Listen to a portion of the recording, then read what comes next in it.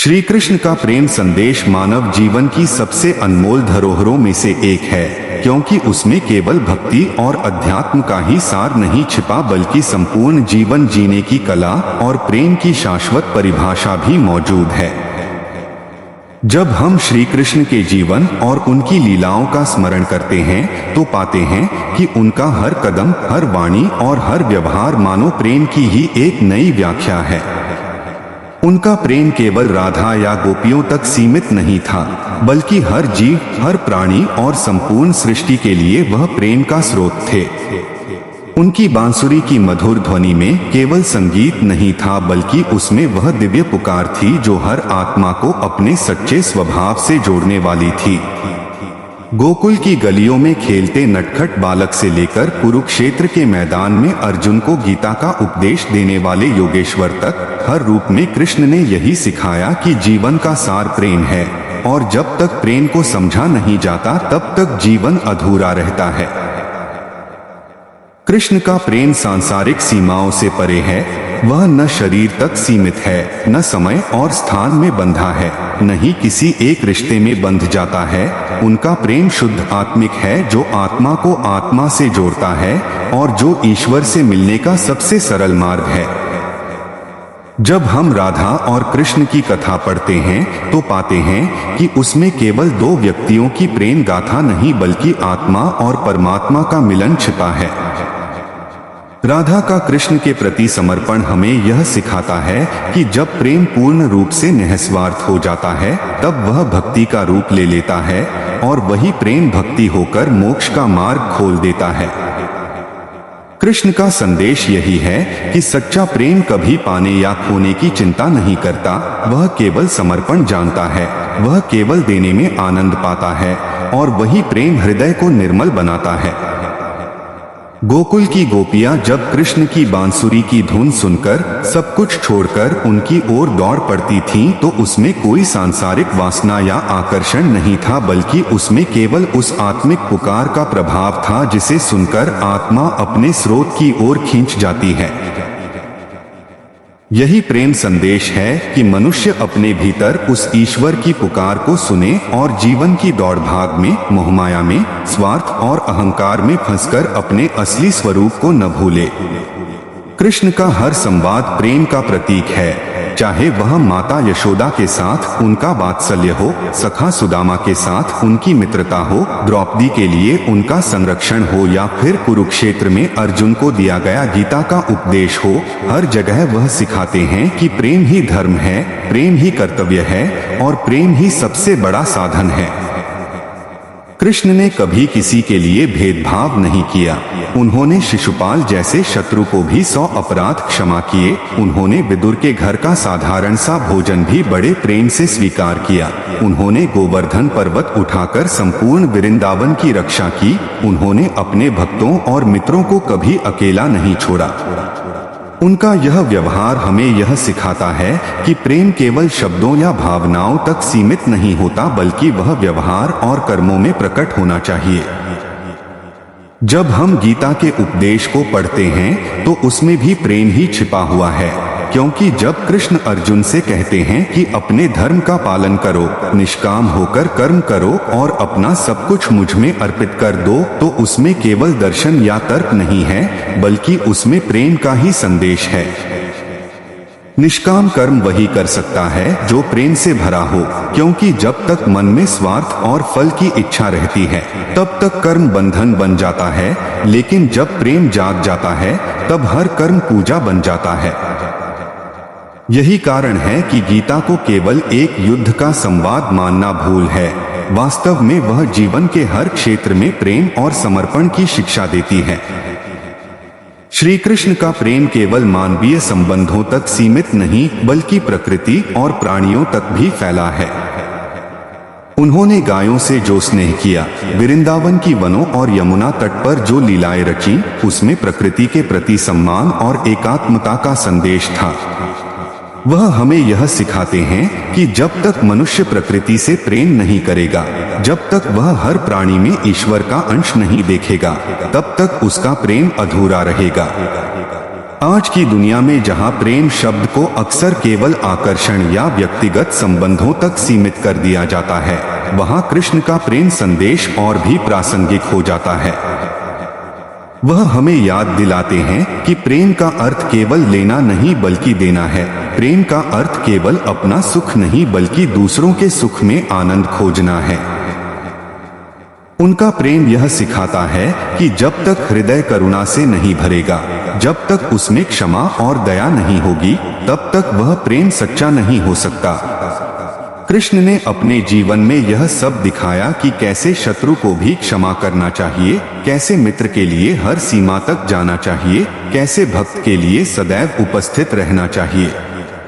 यही उनकी कथा को मन को छू लेने वाली बनाती है, क्योंकि उसमें केवल चमत्कार या लीला नहीं बल्कि हृदय को बदल देने वाली शक्ति छिपी है। जब हम उनके बाल्यकाल की कथाएं सुनते हैं तो उनमें उनकी नटखटता और माखन चुराने की लीलाएं केवल हास्य नहीं हैं, बल्कि उनमें यह संदेश है कि ईश्वर अपने भक्तों से दूरी नहीं रखते। वह उनके घरों में, उनके दिलों में, उनके जीवन में उतर आते हैं और उनसे उसी स्नेह से व्यवहार करते हैं जैसे कोई अपना करता है। यही कारण है कि बालक कृष्ण हर घर में इतने प्रिय हैं, क्योंकि उनमें मासूमियत और प्रेम का अद्वितीय संगम है।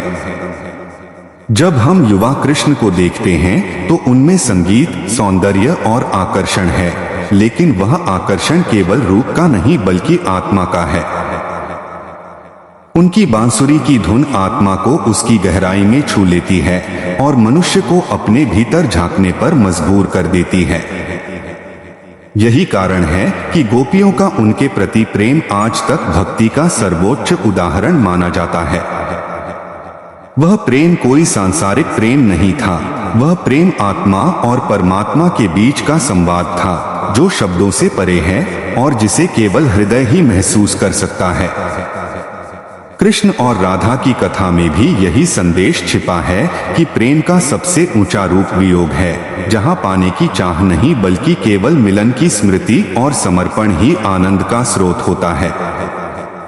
राधा ने कृष्ण को कभी पाया नहीं, लेकिन फिर भी उनका प्रेम आज तक सर्वोच्च माना जाता है, क्योंकि वह प्रेम किसी शर्त पर आधारित नहीं था।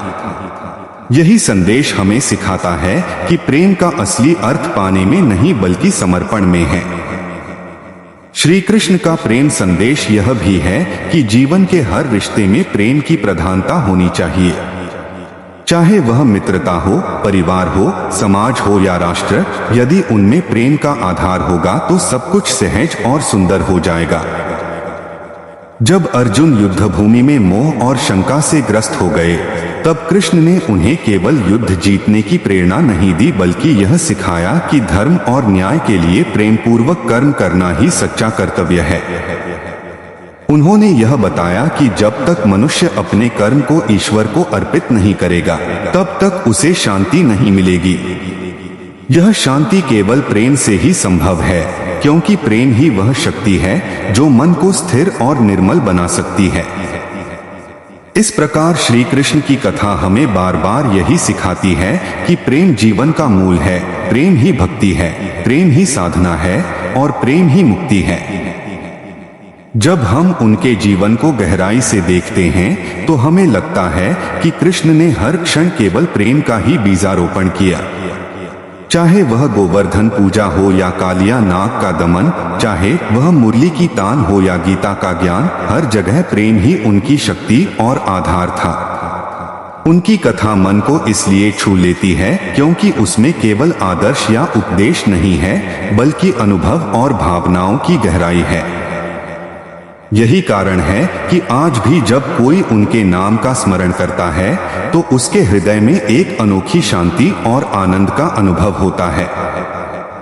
यही है श्री कृष्ण का प्रेम संदेश कि जीवन को प्रेम से सजाओ, हर रिश्ते को प्रेम से सींचो, हर प्राणी में ईश्वर का अंश देखो और हर कर्म को प्रेम पूर्वक करो।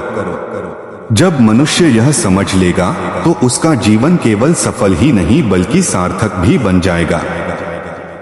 श्री कृष्ण का प्रेम संदेश केवल भक्ति और अध्यात्म की परिधि में सीमित नहीं है, बल्कि यह जीवन के हर छोटे बड़े पहलू को छूता है। और हमें यह सिखाता है कि प्रेम से बड़ा कोई नियम, कोई नीति और कोई शक्ति नहीं हो सकती। जब हम कृष्ण को गोपियों के बीच खड़ा देखते हैं, जब हम उन्हें ग्वालबालों के साथ हंसते खेलते देखते हैं, जब हम उन्हें रासलीला में सभी के साथ एक समान नाचते देखते हैं, तो हमें यह एहसास होता है कि प्रेम में भेदभाव का कोई स्थान नहीं होता।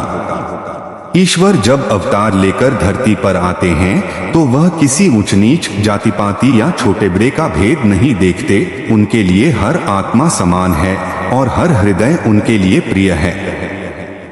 यही कारण है कि श्री कृष्ण का प्रेम आज भी सबको आकर्षित करता है, क्योंकि उसमें किसी तरह की शर्त या सीमा नहीं है। जब उन्होंने अपने मित्र सुदामा को अपनाया तो वह इस बात की परवाह नहीं करते कि सुदामा निर्धन हैं, उनके वस्त्र जर्जर हैं, उनके पास भेंट करने के लिए कुछ भी नहीं है।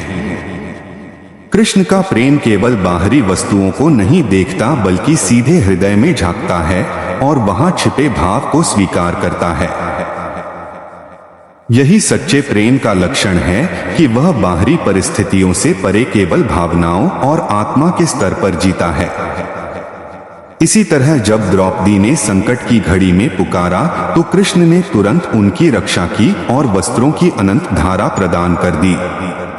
इसमें यह संदेश छिपा है कि जब प्रेम और विश्वास से ईश्वर को पुकारा जाता है तो वह कभी अपने भक्त को निराश नहीं करते, चाहे परिस्थिति कितनी भी कठिन क्यों न हो। श्री कृष्ण का प्रेम संदेश केवल भक्त और भगवान के संबंध में ही नहीं बल्कि मित्रता और मानवीय संबंधों के स्तर पर भी उतना ही गहरा है। उन्होंने अर्जुन जैसे मित्र को जीवन का सबसे बड़ा ज्ञान दिया और उनके संदेहों को दूर किया।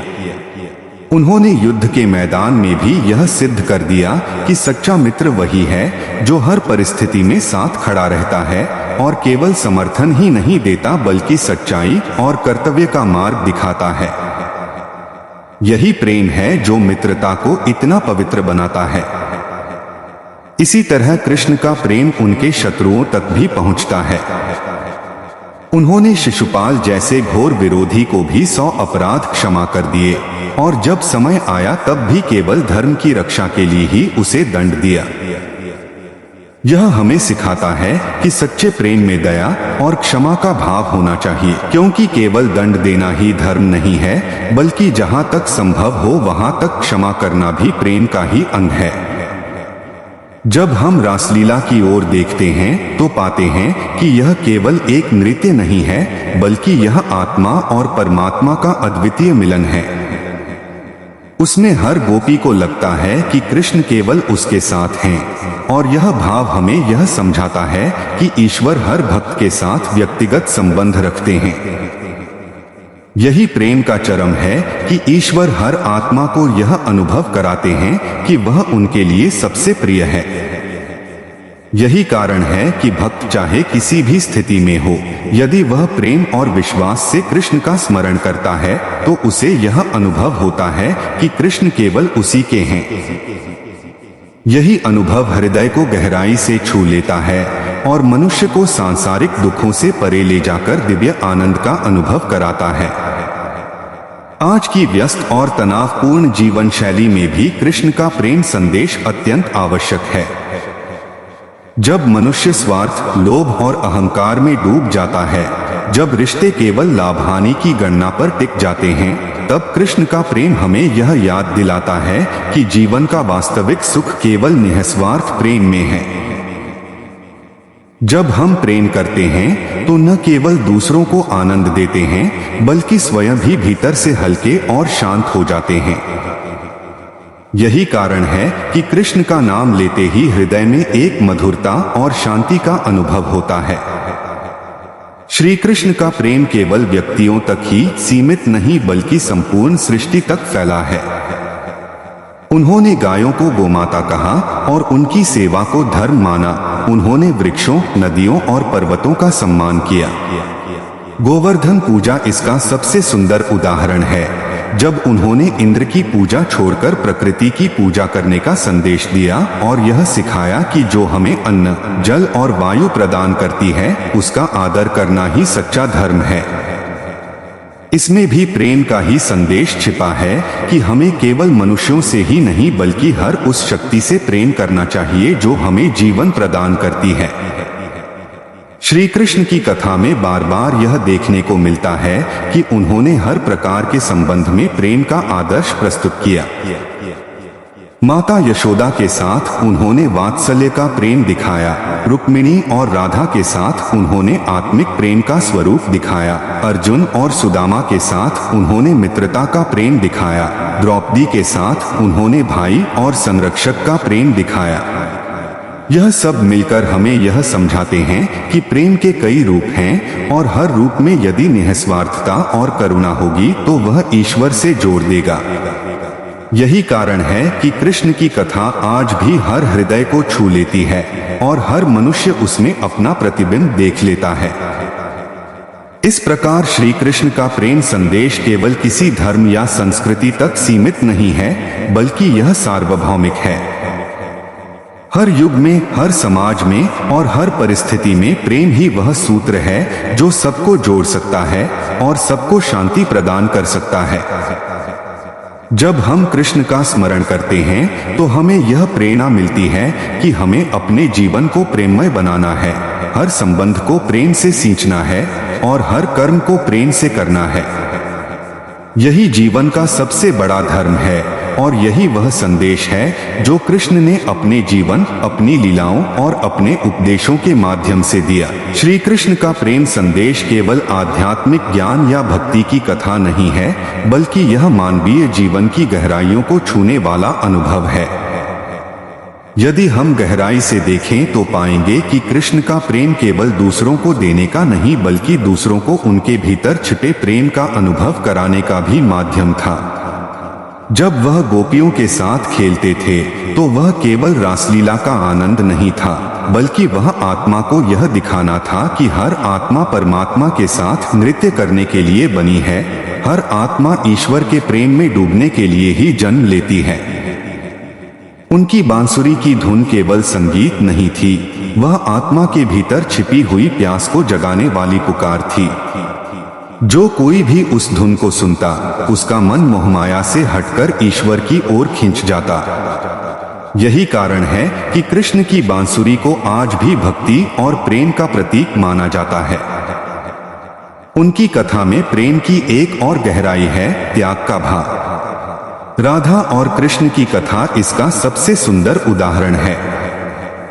राधा ने कृष्ण से कभी कुछ मांगा नहीं, उन्होंने कभी यह नहीं सोचा कि कृष्ण केवल उनके होंगे। उनका प्रेम इतना शुद्ध और ऊंचा था कि उसमें पाने की चाह नहीं थी, उसमें केवल समर्पण था। यही कारण है कि राधा और कृष्ण का प्रेम आज भी आदर्श माना जाता है। इस कथा से हमें यह शिक्षा मिलती है कि जब प्रेम में स्वार्थ, अधिकार और अपेक्षा समाप्त हो जाती है तभी वह सच्चे अर्थों में दिव्य बनता है। यही प्रेम कृष्ण का असली संदेश है, क्योंकि वही प्रेम आत्मा को मुक्त करता है और मनुष्य को परमात्मा के समीप ले जाता है। कृष्ण का प्रेम केवल भक्त और भगवान के बीच का ही नहीं बल्कि समाज में एकता का भी संदेश देता है। जब उन्होंने महाभारत के समय पांडवों और कौरवों के बीच शांति स्थापित करने का प्रयास किया, तब भी उनका उद्देश्य केवल युद्ध को रोकना नहीं था बल्कि यह दिखाना था कि जहां प्रेम और समझ होगी वहां संघर्ष और हिंसा की आवश्यकता नहीं होगी। लेकिन जब यह संभव नहीं हो पाया तो उन्होंने धर्म की रक्षा के लिए युद्ध का मार्ग अपनाया, क्योंकि कभी कभी सच्चे प्रेम का अर्थ यह भी होता है कि हम अन्याय और अधर्म का विरोध करें। यही कारण है कि उनका प्रेम केवल कोमल भावनाओं तक सीमित नहीं था बल्कि उसमें दृढ़ता और साहस भी शामिल था। वह हमें यह सिखाते हैं कि प्रेम का मतलब केवल सहना और चुप रहना नहीं है, बल्कि जहां अन्याय हो रहा है वहां उसका सामना करना भी प्रेम का ही एक रूप है, क्योंकि सच्चा प्रेम कभी किसी को अधर्म में गिरने नहीं देता। आज की दुनिया में जब मनुष्य बार बार रिश्तों में टूटन, समाज में विभाजन और जीवन में तनाव का अनुभव करता है, तब कृष्ण का प्रेम संदेश और भी आवश्यक हो जाता है। वह हमें यह याद दिलाते हैं कि प्रेम ही वह शक्ति है जो सबको जोड़ सकती है, जो मन के घावों को भर सकती है और जो आत्मा को सच्चे सुख का अनुभव करा सकती है। जब हम उनके नाम का स्मरण करते हैं, जब हम उनके चित्र को देखते हैं या उनके गीत सुनते हैं, तब हमें एक अनोखा आनंद मिलता है जो किसी और चीज से नहीं मिलता। यह आनंद केवल भक्ति का नहीं बल्कि उस प्रेम का परिणाम है जिसे कृष्ण ने अपनी लीलाओं और अपने उपदेशों के माध्यम से हर हृदय में बोया है। उनकी कथा हमें यह भी बताती है कि प्रेम कभी हारता नहीं है। भले ही द्वारका की लीलाएं समाप्त हो गई हों, भले ही उनका शारीरिक रूप इस संसार से चला गया हो, लेकिन उनका प्रेम आज भी उतना ही जीवित है जितना हजारों वर्ष पहले था। यही प्रेम कालातीत है, यही प्रेम शाश्वत है और यही प्रेम मनुष्य को अमर आनंद का अनुभव कराता है। यही कारण है कि कृष्ण का नाम लेते ही मनुष्य के चेहरे पर मुस्कान आ जाती है, उसके हृदय में हल्कापन आ जाता है और उसकी आत्मा में ऊर्जा का संचार हो जाता है। कृष्ण का प्रेम संदेश इतना व्यापक है कि उसमें हर प्रकार के संबंध और हर प्रकार की परिस्थिति के लिए मार्गदर्शन मिलता है। यदि हम माता पिता हैं तो हमें यशोदा और कृष्ण की कथा से यह सीख मिलती है कि बच्चों के साथ प्रेम में अनुशासन और स्नेह दोनों का संतुलन होना चाहिए। यदि हम मित्र हैं तो हमें सुदामा और कृष्ण की मित्रता से यह प्रेरणा मिलती है कि मित्रता का आधार केवल प्रेम और विश्वास होना चाहिए, न कि लाभ और स्वार्थ। यदि हम जीवन साथी हैं तो रुक्मिणी और कृष्ण की कथा हमें यह सिखाती है कि प्रेम का अर्थ केवल आकर्षण नहीं बल्कि जिम्मेदारी और एक दूसरे के प्रति सम्मान है। यदि हम समाज के सदस्य हैं तो हमें गीता के उपदेश से यह सीख मिलती है कि हमें अपने कर्म को निष्काम भाव से करना चाहिए और हर कार्य को ईश्वर को अर्पित करना चाहिए। हर जगह, हर स्तर पर कृष्ण का प्रेम संदेश हमें राह दिखाता है और हमारे जीवन को अर्थपूर्ण बनाता है। इस प्रकार श्री कृष्ण का प्रेम संदेश केवल कथा नहीं बल्कि जीवन का मार्ग है। यह मन को इसलिए छू लेता है क्योंकि यह केवल सुनने के लिए नहीं बल्कि जीने के लिए है। जब हम इसे अपने जीवन में उतारते हैं तो हमें यह अनुभव होता है कि प्रेम ही वह शक्ति है जो हमें भीतर से बदल सकती है, जो हमारे रिश्तों को मजबूत बना सकती है और जो हमें ईश्वर के निकट ले जा सकती है। यही वह संदेश है जिसे कृष्ण ने अपने जीवन से, अपनी लीलाओं से और अपने उपदेशों से हमें दिया है।